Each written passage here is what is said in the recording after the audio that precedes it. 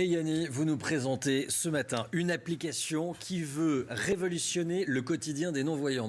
Expliquez-nous ça. Oui, je vais vous l'expliquer et vous le montrer. En effet, ça n'est pas peu dire que de dire que cette appli est révolutionnaire pour les non-voyants, puisque concrètement, elle leur propose de voir le monde, en fait, de leur décrire ce qu'il y a devant eux. Vous voyez que ça fonctionne avec l'appareil photo du smartphone. Donc, c'est une application qui s'appelle Hey Polly. On l'installe, on l'ouvre, on pointe un objet et ça va décrire tout ce qui est pointé. Voiture, sandwich, chaise, canapé. On peut aussi lui demander de décrire la couleur de ce qu'on voit ou de lire les panneaux qui sont pointés. Ça va interroger en temps réel et même quand ça ne capte pas, quand on est hors ligne, une base de données. Vous imaginez que ça peut apporter énormément de choses. Là, on voit quelqu'un qui est en train d'essayer de retrouver la couleur d'un dossier, par exemple. On regarde en image à quoi ça ressemble et puis je vous fais une démonstration en plateau après.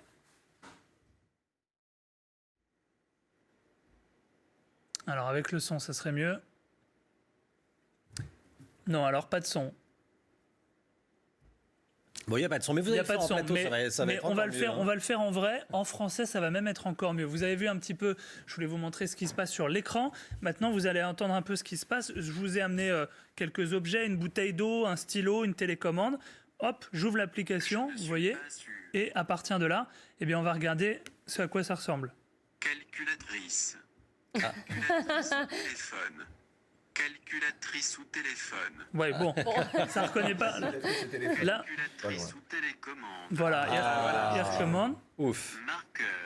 Marqueur ou surligneur. Voilà, Stylo.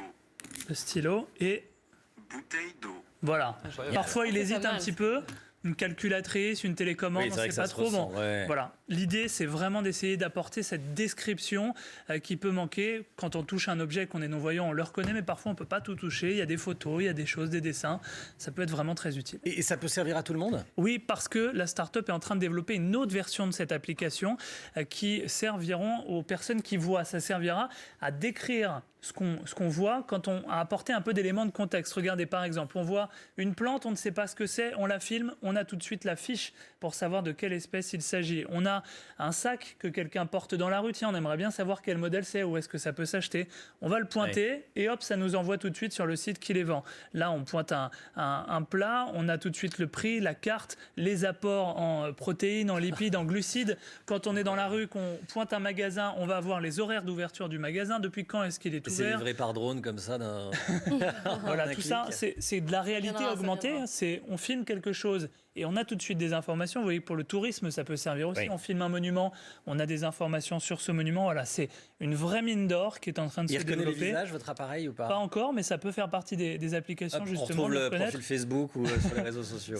Vous voyez, on met le doigt sur une technologie qui peut ouvrir vraiment beaucoup de possibilités. Cette réalité augmentée avec de la reconnaissance à l'image, voilà. Ça va arriver courant 2017, cette application, je vous en reparlerai. Merci Yanni.